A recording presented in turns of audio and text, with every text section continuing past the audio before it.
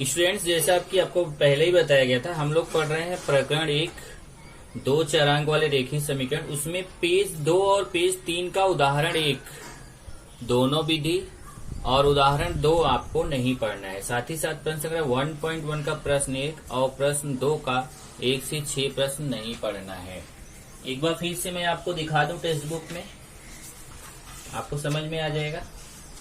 ये आपका चैप्टर है दो चरांक वाले रेखीय समीकरण, पहला चैप्टर। इसमें पेज 1 जो है ये मैंने करा दिया था आपको, ये आपको करना है पेज 1। उसके बाद जब आप पेज 2 पर जाते हैं तो पेज 2 पे यहाँ देखेंगे तो उदाहरण 1 है। उदाहरण 1 निम्नलिखित युगपत समीकरण हल कीजिए। देखो क्रॉस किया गया, कट किया गया, आपको नहीं पढ़ना है। इसमें विधि 1 और विधि 2 ये पूरा पेज ही आपको कट करना है, ये पूरा पेज आपको नहीं पढ़ना है। पेज नंबर 2 पूरा आपका कट है। उसके बाद उदाहरण 2 देखेंगे, ये भी आपको नहीं पढ़ना है, ये भी आपका कट है। उदाहरण 3 आपको पढ़ना है, तो ये उदाहरण अभी मैं आपको कराऊंगा।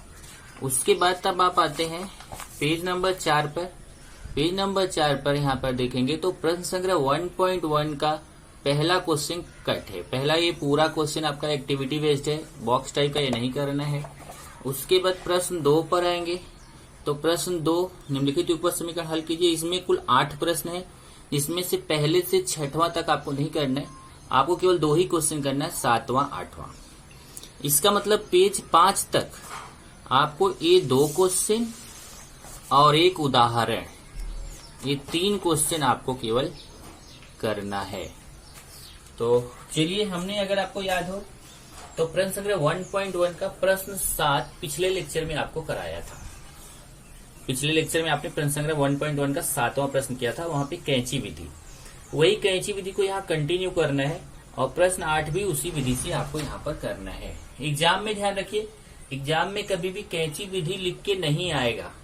एग्जाम में जब भी आएगा हल कीजिए, तब वहां हल कीजिए आता है तो आप कैंची विधि से करो, चाहे अपने 9th वाले गुणांक समान करने की निरीक्षण पद्धति से करो, चाहे मान रखने की निरीक्षण पद्धति से करो, आप वहां पर फ्री हैं। पर आपको इजी पड़ेगा कैंची पद्धति। तो चलिए देखिए, एक बार फिर से समझाता हूँ आपको। ये 2 समीकरण दिए गए, 1 2।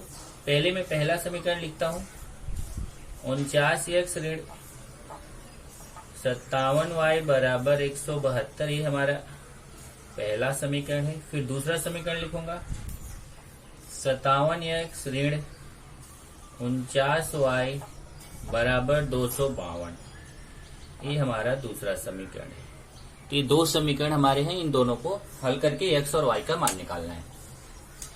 तो हमने क्या बताया था, अगर आपको याद हो, आपको लिखा के दिया था कि एक बार समीकरण 1 और 2 को जोड़ो, x प्लस y का मान ज्ञात करो और उसको समीकरण 1 बनाओ। फिर समीकरण 1 और 2 को घटाओ, x माइनस y का मान ज्ञात करो, समीकरण 2 प्राप्त करो। फिर समीकरण 4 प्राप्त करो। फिर समीकरण 3 और 4 को जोड़ो। तो ये नियम हमने किया था 7वें प्रश्न में, वही यहाँ पर भी करेंगे। पहले लिखेंगे समीकरण 1 तथा 2 को जोड़ने पर, समीकरण 1 तथा 2 को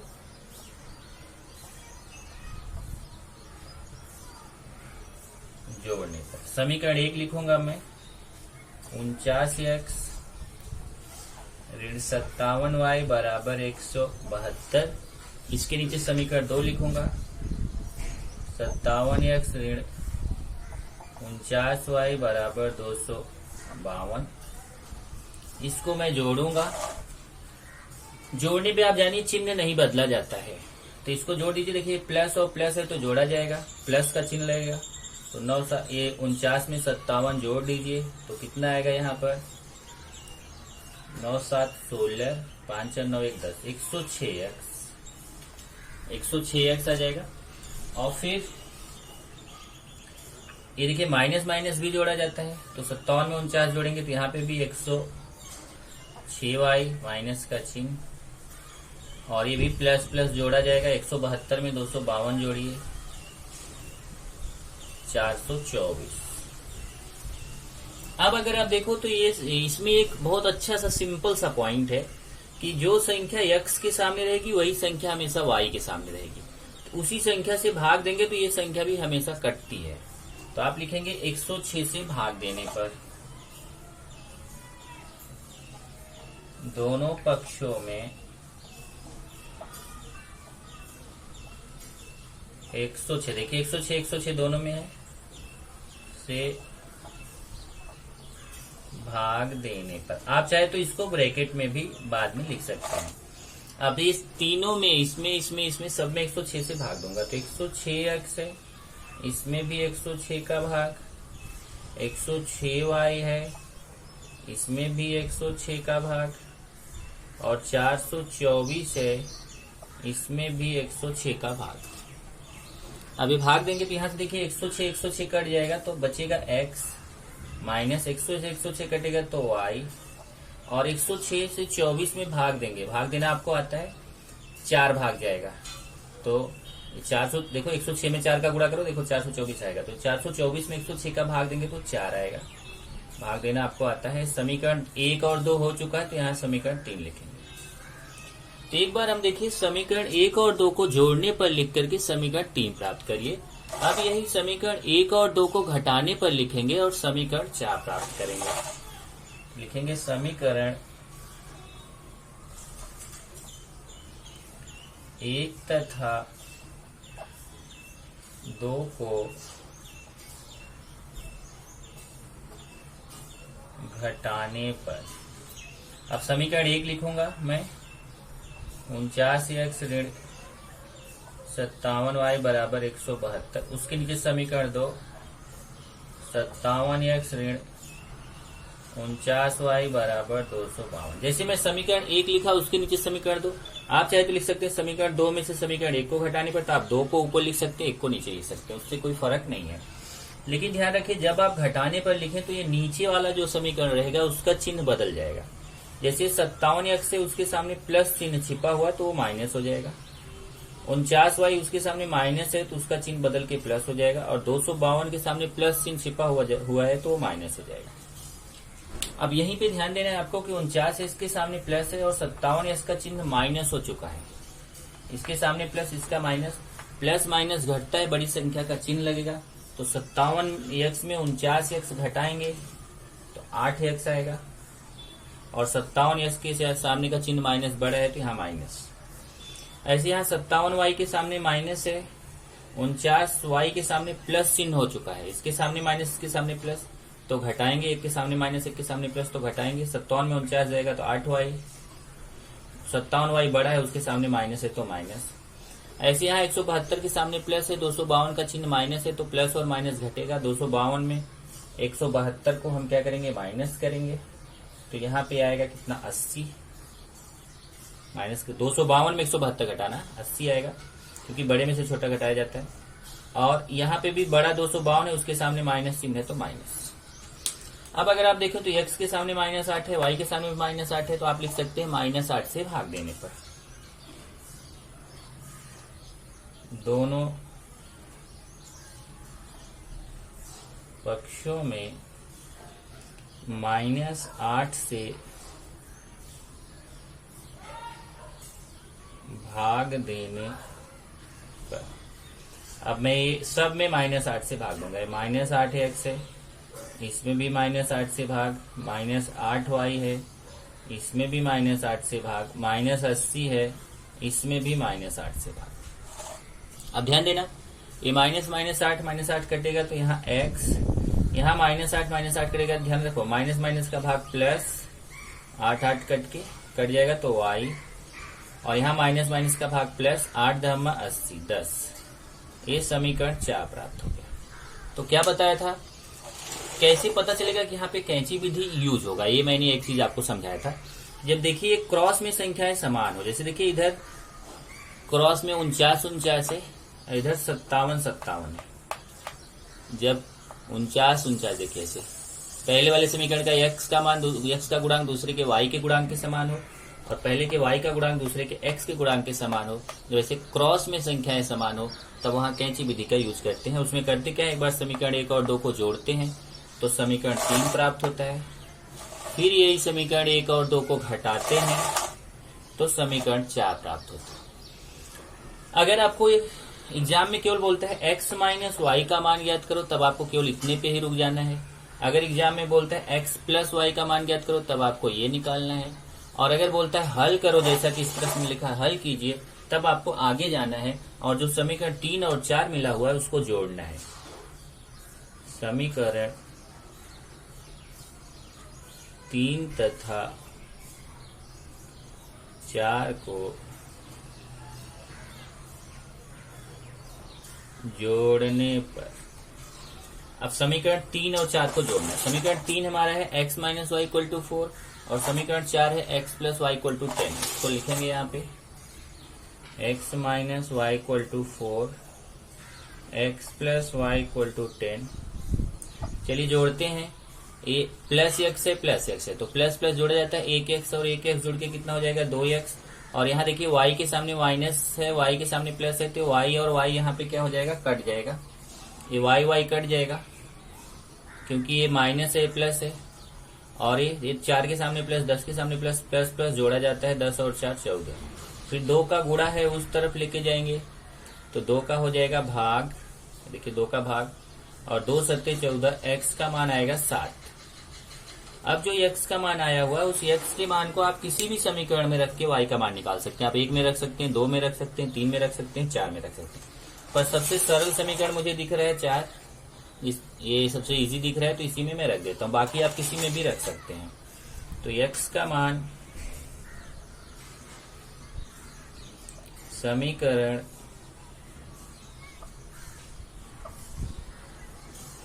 4 में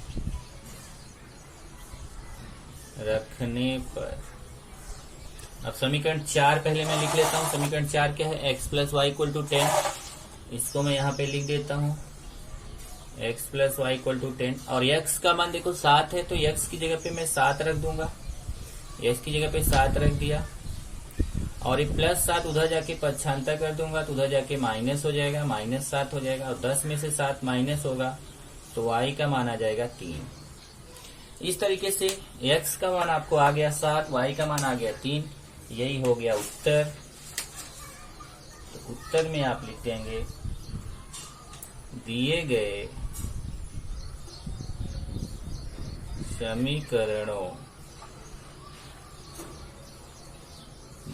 समीकरणों का हल एक्स वाई बराबर, तो x का मान कितना है 7, y का मान कितना है 3 है। आप चाहे तो ऐसे लिख सकते हैं, दिए गए समीकरणों का हल x बराबर 7, y बराबर 3। ये कैंची विधि है, आपको ये दूसरा क्वेश्चन मैंने कैंची विधि का बता दिया।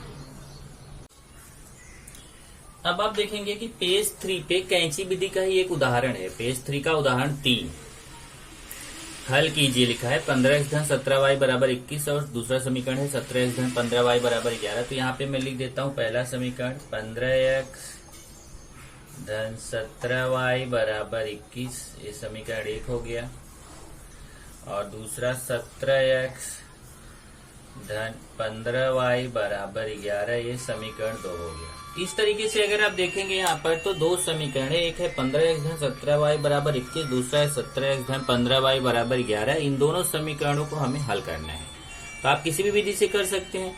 यहाँ देखिए कि यहाँ x का गुणांक 15 है तो इसमें y का गुणांक 15 है। देखिए क्रॉस में संख्या समान है, यहाँ y का गुणांक 17 है, यहाँ x का गुणांक 17 है, क्रॉस में संख्या समान है, तो हम इसको कैंची विधि से हल कर सकते हैं। क्या नियम है, एक बार समीकरण 1 तथा 2 को जोड़ने पर और एक बार समीकरण 1 तथा 2 को घटाने पर। तो पहले समीकरण 1 तथा 2 को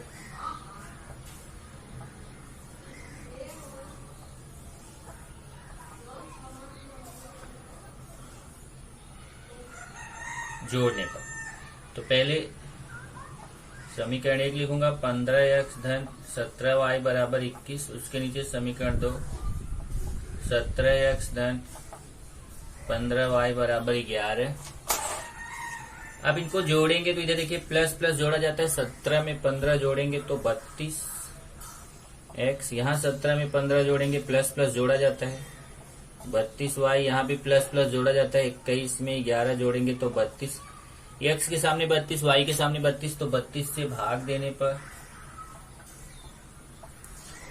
दोनों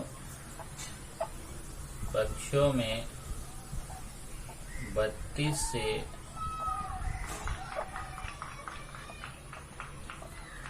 भाग देने पर, अब सब में मैं 32 का भाग दूंगा। ये देखिए 32x है, इसमें भी 32 का भाग, प्लस 32y है, इसमें भी 32 का भाग, और इधर 32 है, इसमें भी 32 का भाग।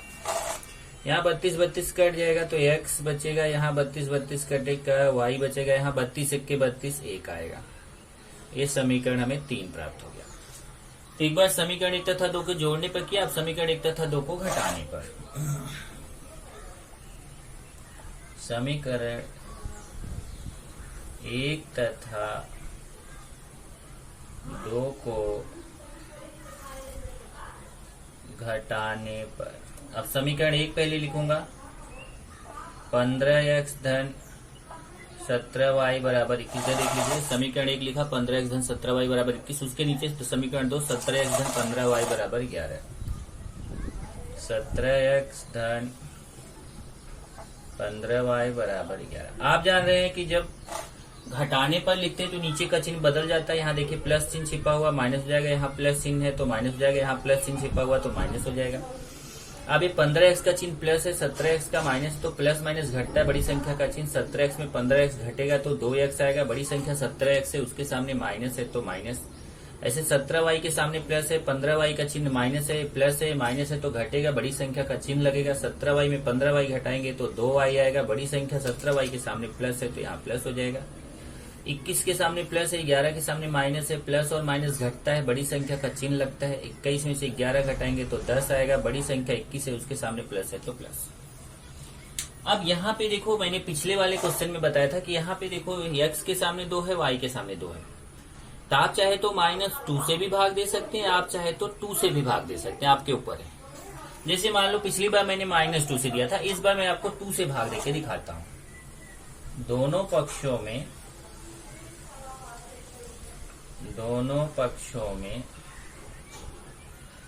2 से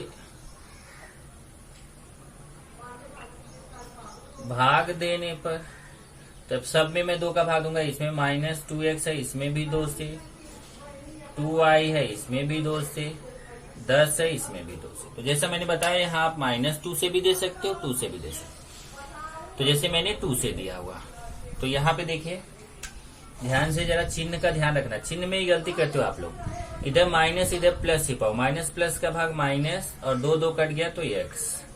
यहाँ देखिए प्लस 2 कट गया y, यहाँ 2 बचे 10। इस समीकरण हो गया 4। अब इसमें एक चीज ध्यान रखना कि अगर आपको प्रश्न में बोलता है कि x माइनस वाई का मान ज्ञात करो, अगर बोलता है x माइनस वाई का मान ज्ञात करो, तब आपका ये गलत हो जाएगा। तब आपको यहाँ -2 से भाग देना पड़ेगा, तभी आप यहाँ पे x minus y equal to -5 ऐसा आपको उत्तर आएगा। तो इसमें आपको ऐसा x माइनस वाई का तो बोला नहीं है, उसने बोला है हल करो, तब हम यहाँ पे फ्री है, हम ऐसा भी समीकरण प्राप्त कर सकते हैं।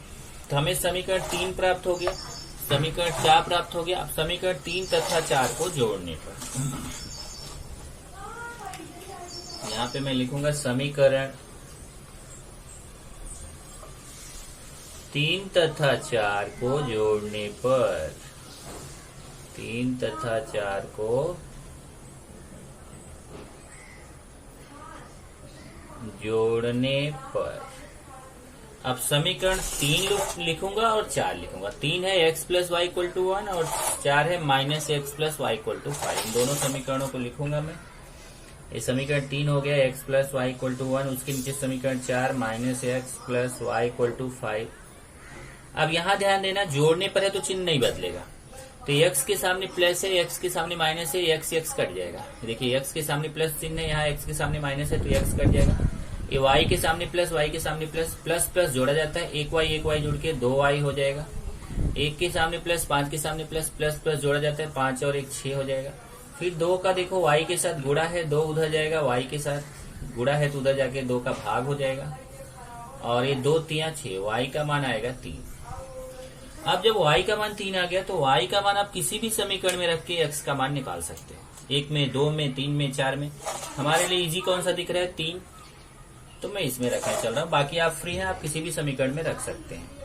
तो y का मान समीकरण y का मान समीकरण 3 में रखने पर, तो मैं क्या करूंगा, पहले समीकरण 3 लिखूंगा, x plus y equal to 1, और यहाँ y का मान 3 है तो मैं y की जगह 3 रख दूंगा, x प्लस वाई की जगह 3, और 3 का उधर पक्षांतर करूंगा तो +3 है, उधर जाके -3 हो जाएगा, +3 उधर जाके -3। अब 1 के सामने प्लस, 3 के सामने माइनस, प्लस माइनस घटता है बड़ी संख्या का चिन्ह, 3 में से 1 गया 2, बड़ी संख्या 3 के सामने माइनस है तो माइनस। इस तरीके से आपको हल आ गया, x का मान -2 आ गया, y का मान 3 आ गया, यही उत्तर है। तो यहाँ पे मैं उत्तर लिख दूंगा, दिए गए समीकरणों का हल x y बराबर, तो पहले x का मान -2, फिर y का मान 3 है। इस तरीके से मैंने आपको 3 क्वेश्चन बता दिया, 2 क्वेश्चन आज बताया, 1 क्वेश्चन इसके पिछले लेक्चर में बताया था, 3 क्वेश्चन बता दिया, और आपको ये 3 क्वेश्चन से कैंची विधि पूरी तरह से क्लियर हो जानी चाहिए। इसमें 3 टाइप का क्वेश्चन बनता है, एक बार फिर से बता दूं। एक क्वेश्चन बनता है जब आपको ऐसा 2 समीकरण दे देगा, ऐसा 2 समीकरण देके आपको बोलेगा कि x प्लस वाई का मान ज्ञात करो, तो देखिए आपका क्वेश्चन यहीं पे समाप्त हो जाएगा। आपको लिखना है समीकरण 1 तथा 2 को जोड़ने पर। दूसरा क्वेश्चन हो सकता है यहाँ पे कि ये 2 समीकरण देके आपको बोलेगा x माइनस वाई का मान ज्ञात करो, तब आपको यहाँ पे जोड़ना नहीं है, तब आपको लिखना है समीकरण 1 तथा 2 को घटाने पर, और आपको यहाँ पे x माइनस वाई का मान मिलेगा। लेकिन जैसा कि मैंने बताया कि ये x माइनस वाई का मान नहीं है, ये माइनस x प्लस वाई का मान है। अगर आप यहाँ -2 से भाग दोगे तो आपको यहाँ x minus y equal to -5, ऐसा x माइनस वाई का मान मिलेगा। ये दूसरे टाइप का क्वेश्चन हो गया कि कभी आपको x प्लस वाई का मान निकाले बोलेगा, कभी x माइनस वाई का हो सकता है, कभी दोनों बोल सकता है कि दोनों के मान निकालो, तो आपका यहीं पे क्वेश्चन खत्म हो जाएगा, इसके आगे आपको जाने की जरूरत नहीं है। लेकिन अगर बोलता है हल कीजिए, जैसा कि यहाँ पे बोला हल कीजिए, तब आपको इसके आगे भी जाना है, जो समीकरण 3 और 4 मिलेगा उसको जोड़ना है, कि उससे आपको x या y में से किसी एक का मान मिलेगा, और वो जो मान मिलेगा उसको किसी भी समीकरण में रख के दूसरे चरांक का मान आप निकाल सकते हो। इस तरीके से आप इस समीकरण को कैंची विधि से हल कर सकते हो। चलिए स्टूडेंट्स, इसके पहले हमने 3 विधियां पढ़ ली। 2 विधि हमने 9th में पढ़ा था, मान रखने की निरसन पद्धति, गुणांक समान करने की निरसन पद्धति। यहाँ पे 10th में हमने एक विधि पढ़ लिया, वो है कैंची विधि। तो 3 विधि पढ़ चुके। अब चौथी विधि से हम समीकरण को कैसे हल कर सकते हैं, और वो है आलेख विधि या आलेख पद्धति उसको बोलते हैं। इसमें क्या क्या करना है उसको ध्यान से देखिए कि इसमें भी 2 समीकरण दिया रहेगा, जैसे आपको इसके पहले 2 समीकरण दिए रहते थे, तो दिए गए जो 2 समीकरण रहेंगे उनसे अलग अलग 2 सारणी हमें बनानी होगी। जैसे यहाँ पे देखिए, ये समीकरण 1 है, x plus y equal to 3, दूसरा है x minus y equal to 4। तो पहले समीकरण से एक सारणी बनाना है, दूसरे समीकरण से दूसरा सारणी बनाना है, तो ऐसे 2 सारणी बनाना है। सारणी में किसी एक चरांक का मान स्वयं खुद से लेकर दूसरे चरांक का मान ज्ञात करो। इसमें कैसा रहेगा कि x और y 2 चरांक है, तो उसमें से चाहे आप x का मान खुद से लो चाहे y का, किसी एक चरांक का मान आपको खुद से लेना है।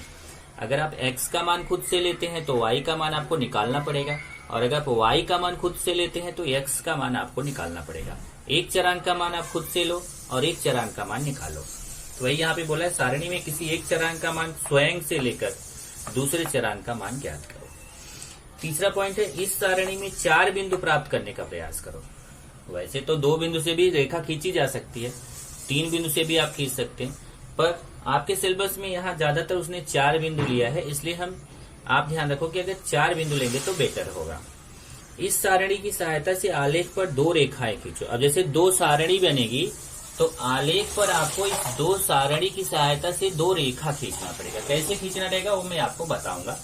2 रेखाएं खींचना रहेगा, और दोनों रेखाएं जा करके जब काटेंगी, जैसे आपने मान लीजिए पहली वाली सारणी से ऐसे एक रेखा खींच दिया, दूसरी वाली सारणी से दूसरी रेखा, दोनों रेखाएं जहां जाके काटेंगी वहां पे ग्राफ से आपको x y का जो मान मिलेगा वही उस समीकरण का हल हो जाएगा। तो वही लिखा है कि दोनों रेखाएं जिस बिंदु पर प्रतिच्छेदित करती हैं वही समीकरणों का हल होता है। किसी एक चरांक का मान लेते समय इस बात का ध्यान रखें कि संख्या -8 से 8 के बीच हो। क्या रहता है ग्राफ पे आपको जो है बहुत बड़ी बड़ी संख्या है, आप ग्राफ पे प्रदर्शित करने के लिए आपको पैमाना बड़ा मानना पड़ेगा। इसलिए बेटर है कि क्योंकि आप अपने मन से संख्या ले रहे हो, इसलिए संख्या ऐसे देखिए -8, -7, -6, -5, -4, -3, -2, -1, 0, 1, 2, 3, 4, 5, 6, 7, 8। अगर आप ये संख्या ले तो बेटर है -8 से लेके 8 के बीच के, मतलब -1 से -8 के बीच में संख्या, या 0 या 1 से 8 के बीच की संख्या। ये बस ये छोटी संख्या लीजिए, -8 से बड़ी इधर मत लो और 8 से बड़ी इधर मत लो। ये संख्याएं आप अगर इसके बीच लेंगे तो आपको बेटर रहेगा, क्योंकि ग्राफ पे इससे बड़ी संख्या लाना थोड़ा सा मुश्किल होता है, तब आपको पैमाना चेंज करना पड़ता है। बाकी आप ले सकते हैं। और तो ये संख्या लेते समय जब आप x या y का मान आप खुद से ले रहे हो तो ये ऐसा लें तो बेटर है। उसके बाद जब ये संख्या, इतनी सारी संख्याएं आपके पास है, इसमें से भी कोई 4 लेना है आपको, तो बेटर है कि आप जब संख्या ले रहे हो तो उसको हल करते समय जो y का मान आए वो दशमलव में ना आए तो बेटर है। जैसे यहाँ लिखा है दूसरे चरांक का मान दशमलव में न आए तो अच्छा होगा, मतलब कि अगर दशमलव में नहीं आएगा तो आपके लिए अच्छा रहेगा, बेटर रहेगा। अगर नहीं हो पा रहा है, दशमलव में ही आ रहा है तो ठीक है, चलेगा, लेकिन बेटर है कि अगर दशमलव में ना आए तो अच्छा। चलो वो सब करने में अभी अपने को टाइम है, नेक्स्ट लेक्चर जाएगा।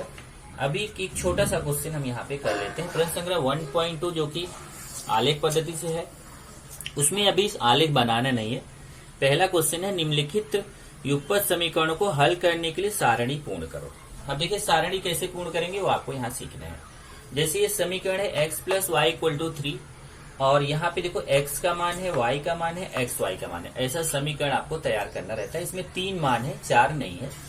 तो हम क्या करेंगे, यहाँ पे देखो जैसे x का मान इसने अपने मन से 3 लिया हुआ है, तो हम क्या करेंगे, ये जो समीकरण है ना, ये समीकरण को हम, ये देखिए x + y = 3 है ना, इसमें हम x का मान 3 लेंगे। देखो यहाँ x का मान कितना लिखा हुआ, 3 लिखा हुआ, x का मान हम यहाँ पे क्या लेंगे, 3। तो जब x का मान यहाँ 3 लेंगे तो देखेंगे कि y का मान कितना आएगा। अब ध्यान से मैंने क्या बोला था, x का मान खुद से लेना है, y का निकालना। जैसे इसने x का मान यहाँ खुद से 3 लिया हुआ और हमसे बोला y का मान निकालो, लेकिन हमें यहाँ निकालने की जरूरत नहीं पड़ रही। क्यों पता है, क्योंकि यहाँ देखो y का मान 0 दिख रहा है। ये बॉक्स टाइप का क्वेश्चन है, इसमें देखो y का मान आपको 0 दिख रहा है, तो समझ में आ गया कि यहाँ पे y का मान कितना आएगा, 0। आप निकाल के भी यहाँ देखोगे तो भी आपको 0 आएगा। ऐसे ही इसमें आप जाएंगे, देखिए दूसरे वाले इस वाले बॉक्स में, तो यहाँ पे भी आपको पता चल जाएगा। देखो y का मान 3 है, तो यहाँ देखो y का मान 3 है, तो x का मान कितना होगा, x का मान यहाँ 0 होगा। तो इससे हमें पता चल गया, लेकिन इसमें हमें निकालना पड़ेगा क्योंकि यहाँ पे जो है वो मान नहीं दिया हुआ है। तो यहाँ देखेंगे y का मान 5 है, y का मान कितना है, 5 है, और x का मान हमें निकालना है। तो हम क्या करेंगे, इस समीकरण में y की जगह पे 5 रखेंगे। ये देखिए y की जगह पे मैं 5 रखूंगा क्योंकि यहाँ y का मान 5 है, x का मान निकालना है। 5 का उधर पक्षांतर करूंगा, तो 5 का उधर पक्षांतर करूंगा तो 3 + 5 उधर जाके -5 हो जाएगा, और प्लस माइनस घटता है बड़ी संख्या का चिन्ह, तो इधर प्लस माइनस घटेगा, बड़ी संख्या का चिन्ह, 5 में से 3 जाएगा 2, बड़ी संख्या के सामने माइनस है, तो x का मान कितना आ गया, -2। तो यहाँ से हमें y का मान हमने 5 रखा, तो x का मान हमें कितना आ गया, -2, और यहाँ जो पॉइंट मिलेगा वो कितना मिलेगा, -2, 5। इस तरीके से आपका ये पहला वाला जो समीकरण है उससे हमने ये बॉक्स को पूरा कर लिया। बॉक्स टाइप का क्वेश्चन था, यहाँ पे बॉक्स बनाना जरूरी है। देखिए मैं यहाँ पे बॉक्स बना देता हूँ, ये बॉक्स टाइप का है, ये बॉक्स टाइप का क्वेश्चन। ऐसे ही इस समीकरण के लिए भी आप करेंगे। जैसे x - y = 4 है, तो हम क्या करेंगे, यहाँ पे देखिए y का मान दिया है, तो पहले हम इस समीकरण को 2 बार यहाँ पे लिख लेते हैं। एक बार हमारा x - y = 4 है, ये समीकरण है। इसमें देखिए ध्यान से, तो x का मान निकालना है, y का दिया हुआ है, y का 0 दिया है, तो मैं यहाँ y की जगह 0 रखूंगा। x - 0 = 4, और x में 0 जाएगा तो x ही आएगा, x = 4 आ जाएगा। तो यहाँ से हमें x का मान आ गया कितना 4, और ये बिंदु का निर्देशांक कितना हो जाएगा, ये बिंदु का निर्देशांक हो जाएगा 4,0। अब x का मान -1 दिया है, y का निकालना है, तो मैं यही समीकरण फिर से लिखूंगा, x minus y equal to 4, और यहाँ x का मान -1 है, तो मैं देखिए x का मान -1 है तो मैं x की जगह पे -1 रखूंगा, और ये -1 का उधर ले जाके पक्षांतर करूंगा, तो ये 4 -1 उधर जाके +1 हो जाएगा, माइनस वाई इक्वल टू 5, फिर माइनस को मैं उस तरफ लेके जाऊंगा तो उधर जाके +5 है, ये -5 हो जाएगा, और इस तरीके से हमें y का मान -5 मिलेगा। तो जब हमने x का मान -1 लिया तो हमें y का मान हल करके कितना मिला, -5, ये -5 मिल गया, और ये बिंदु हो गया बॉक्स में -1 -5, ये बिंदु हो जाएगा कितना -1, -5। इस तरीके से आपको इसमें मिल गया कितना 30 -25 -25 03 03, इधर हो गया 40, इधर -1 -5, इधर 0 -4। तो क्या किया गया है यहाँ पे जैसे x का मान अपने मन से दिया गया तो y का निकालना है, y का अपने मन से दिया गया तो x का निकालना है, यहाँ देखो y का दिया गया तो x का निकालना है। इस समीकरण से आपको करना है, एक मान अपने मन से रखना है, एक का निकालना है। तो इसमें अभी ये शुरुआत थी, इसमें अच्छे तरीके से हम लोग नेक्स्ट लेक्चर में पढ़ेंगे।